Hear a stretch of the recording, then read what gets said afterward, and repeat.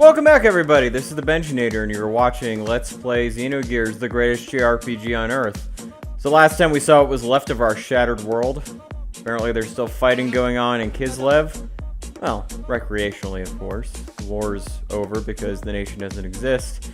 Either Dzeva, or Nissan, or Solaris, it's all gone. But they still have those recreational gear fights, so good on them. So in this episode, we're going to be doing a little bit of side questing, which is fairly rare in Xenogears. There's not very much in the way of side quests in this game, which is okay because the story is magnificent. But now we're going to be heading towards a place called Duneman Isle. So this is going to be a slightly lighter episode. Not as serious, not as weighty, but you are going to find some cool items and encounter some interesting enemies in the next place. So let's go. Alright, so here we go, into the Yggdrasil, and we're going to be heading just a little bit, basically that big island you see, to the, kind of near the center of the map is where we're actually going to be headed. But I think that I am actually going to be showing off, maybe a few more things before I go there.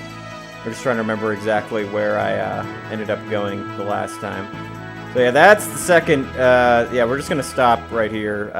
It's going to be showing off the second Anima Relic dungeon, which you can go into if you want to. That's where all the funky traps are, and that's where we fought Hammer and blah, blah, blah.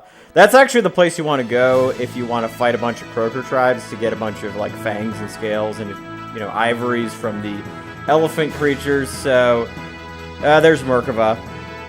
There's the final, goings-on. That's the last dungeon, but we're not going to go there quite yet. Okay, so this is where we want to go, is Duneman Isle right here. That's, you just have to find a place to land, which is a little bit tricky. But this, if it seems like this place is not exactly obvious, there's something that you can do in the Snowfield hideout, which will kind of give you major hints as to the location of this place.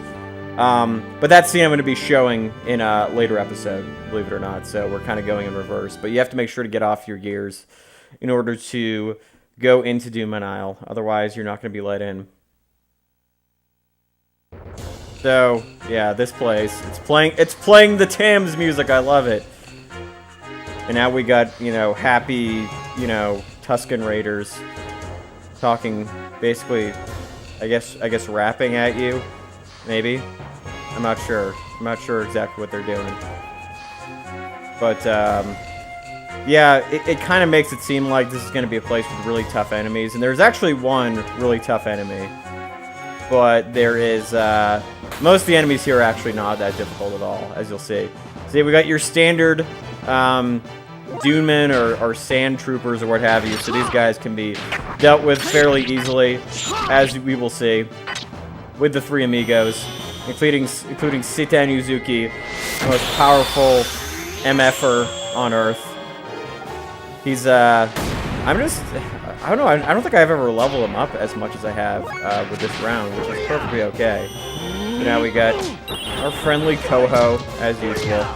Probably could have used his wind attack, but I decided not to. So yeah, the Dunemen are not that hard. They're really not. So Astral, I'm not sure if I showed this off, but this is actually, oh no, this is an old technique. I remember this. I remember that from the first disc. That was a very useful death blow when we were in, what is it? Yeah, we're basically in, trying to liberate Nissan. I remember that now. Good stuff. So the thing about Duneman Isle is that, I actually have to look this up, is that you have to head east 3 screens and then head north. So do you remember this enemy? It's been a while, hasn't it? And it looks pretty huge. But this is basically the, I think probably the first or second boss you ever fight. Graf unleashes this on you in the middle of the Ava Desert. So way back when, I think in like the 10th episode. And so this guy is actually really easy. You just use an ether attack and he will die. Because just like with fighting him way back when, he's basically immune to every physical attack that you could throw at him, but Ether attacks. It's easy. Easy peasy lemon squeezy. So here we go. Now we're just kind of wandering around. There's a couple times that I got lost, like, but you just want to keep heading to your right, to the east. That's the way to go. And then after you've done that for 3 screens, then you can head north. And so this is around the time where I pause the game and I get lost. Yeah, there we are. I just saw that, little hints of it, and so forth. So this is another. I just wanted to keep this battle because this is kind of an interesting one. So this, remember these kind of repair bots that you fight near the beginning of the game, they show up here. So yeah, these battles are not difficult, as you can see. I mean, that thing just kind of went down, even though we're on foot. We're just super powerful. We're buffer than ever. It's craziness. But it is what it is. So yeah, I just kind of skipped the rest of that battle because it's more of the same. Dunemen are not hard. So yeah, like, you go right one more screen, and then you're gonna head up. And there's not really a whole lot in this dungeon. I was a little disappointed. So now once you see the dunes, you start heading north. And there's gonna be something kind of cool that you'll see a couple screens from now, which I'm a big fan of. Oh yeah, this right here. You got a bunch of the sand sharks. We fought those guys way back when too. They're just kind of going in a nice little line. School of sand sharks. I just love that. Like, when I was just bursting out laughing when I first saw that. Playing this game, I was like, oh, that's beautiful. Okay, so here's a battle that I end up running away from, the dragon. Because the dragon is actually really powerful, really scary. And you can do some decent damage to him, but his attacks are pretty strong when you're not in a gear. You will have another chance, however, to fight this guy. Ooh, Fouquet. Let's see how Fouquet does. I missed Fouquet. I believe that this actually doesn't hurt him. I think this actually gives him HP. If my memory serves me correctly. So this is kind of a defeat. Yeah, exactly. Hey, you just gave him energy. Yay! So I mean, if you really do feel like fighting this guy on the ground, you can, but it's gonna take a long time. It's gonna use up a lot of items, and you get to fight him later in gears. You get to actually fight him fully equipped with Xenogears and, you know, the gear death blows and the hyper mode and all the really good stuff, all the fun stuff. But I do have to admit, it is kind of fun. It is kind of enjoyable being, like, you know, our tiny selves and trying to fight this battle. So at this point, I kind of knew I was fucked. I just, like, Citan is the only one left. Get the hell out of there and move on. So yeah, if you want to fight the dragon and you have the patience for it, that's absolutely fine. But it's not really necessary, especially since you will get to fight him later. Mega Souls, our friend. But yeah, there's more than one treasure here, but there's only one that's really critical, and that's the one that's going to be right here. So once you've headed right 3 times from the entrance and headed north, once you hit the sand dunes, you will get to this fossil, this gigantic dragon dinosaur fossil. And see, there's a sword up there, and as you might have guessed, this sword is for Citan.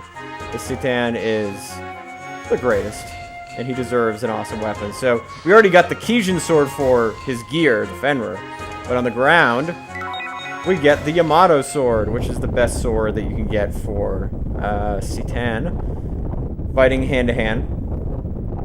But as I've mentioned several times before, hand to hand doesn't matter at this point in the game. It's just a little extra fun. And that's probably why I skipped over this side quest so many times before, because I'm just like, well, what's the point? You're just gonna be fighting in gears for the rest of the game. So I'm giving you. I decided to kind of do a small showcase of the sword techniques for Citan, since we never really got a chance to see it last time. So that is Yako. The one before that was the first one you can ever get. So Ingetsu, triangle, triangle, X. That one looks pretty cool. Nifty. And then the Amagu, that's square X. Oh, I like this one. Whoa, yeah, stab him. Up stab. toss him up in the air and stab him that way. This is Himatsu. So, yeah, before we saw these just with his fists, but now I wanted to just show them off with the sword, because I thought that'd be kind of fun. And then there's Zenritsu, which we do see in his gear quite a few times. It looks better when he's doing it in the Fenrir, to be honest with you. And so that's just a small showcase of Citan's sword techniques, which I thought was appropriate. Again, doesn't matter at this point, but you know, just for the sake of completion, I thought it would be a good thing to do. So you kind of have to just wander around for a while until you get to this screen. Like, I can't really say exactly how I got here, but if you keep heading like up and then you head left for a while, you'll get here. And so now you're going to be finding yourself in the midst of quicksand, which is kind of fun. And what you have to do is you have to try to grab that treasure chest without falling into the waterfall. So it does take a little bit of finesse, but yeah, so you just want to get up there. Oh yeah, so I almost missed it, but here we go. And you get the kingly armor, which is my favorite armor to put on anybody. I put on Faye because Faye is the contact, and he deserves an appropriate armor. He is quite kingly. So where is it? Yeah, there we go. So yeah, defense up when allies KO'd. So that means that your defense power goes up when somebody else is dead. Which again, you know, at this point in the game, it's hard to find an opportunity where you're totally dead, which is kind of interesting. So then what you do is you fall off this waterfall. Because here's the thing, is that if you keep wandering around the dunes, you're just going to be lost forever. So this whole sequence is the only real way to get out of the Duneman Isle. So yeah, there's not really that much here. And then of course this guy attacks you. And we already know how to deal with him, right? Pretty easy. But, you know, just for the sake of just to give respect to this boss music, we're gonna attack him one more time. Because you can never get tired of the boss theme in this game.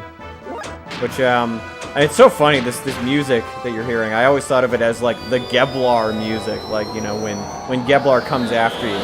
But it really is just kind of like the big boss theme. And you do see it throughout most of the game, so I like it. It's cool. The soundtrack is just generally fantastic. Matsuda, not Umatsu. Umatsu does the Final Fantasy games. Matsuda does this game. And so what you want to do is when you get back to where the sandfalls are, you just want to head left for a while. And I missed that right there, but there was a guy saying, hey, hey.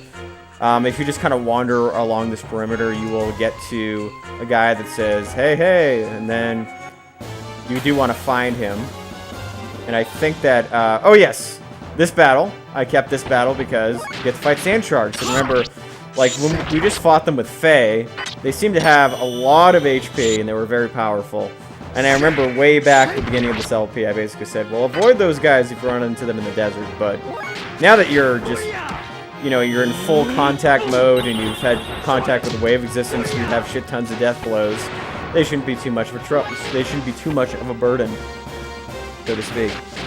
So now we get to see Land Break, which I don't believe I showed off, actually. Ooh, yeah. No, we haven't showed that off. That thing is cool. Earth attack from Bart. And don't worry, folks. You will get to see everybody's death blow. Well, except for Ellie. And I also didn't do Emeralda's death blows. Just mostly because I didn't really use her. But everybody else's death blows you will get to see. Or the rest of them anyway. In a future videos that I made sure to go out to get death blows for Faye, Bart, Citan, Billy, and Rico. Those 5 characters, so you will get to see those. And you just talk to this guy. And what he basically does is he just basically asks you to help push his sand cruiser. And it's really not that hard. There's not any trickery to it. I think you just have to push like the X button a bunch of times. Yep, you just kind of move it. It doesn't take a lot. Come on, you can do it. It's like getting tires out of the mud, except it's sand. Good stuff. There we go. Oh yeah. Basically a freaking Humvee with a trailer on it. So when he says he's going to the outlet of the island, you just say yes, and you get to leave. And from what I understand, that is kind of the maximum extent of what you can get at Duneman Isle. I might have missed a treasure chest or two, but at this point, I don't care. Again, it's like, this is, like, I want to even say, I don't even think this is like a 95% completion. This is like 90, 92%, and I'm perfectly okay with that. You get all the essentials. So yeah, that's Duneman Isle. Easy side quest, but a nice little diversion, you know, especially since the rest of this game is so story heavy and serious and quite linear. It's kind of nice to have something that's a little bit optional for once. So anyway, that's the end of this episode. In the next one, we are going to get to see a very important side quest that is, I would almost consider a requirement for completing the game. Not only because there is a storyline element that's involved in it, but also because equipment-wise for your gears, it's really critical that you go to this next one. So, next episode, we're going to be investigating the lighthouse with the Benjinator. This is Let's Play Xenogears, and thank you guys for watching.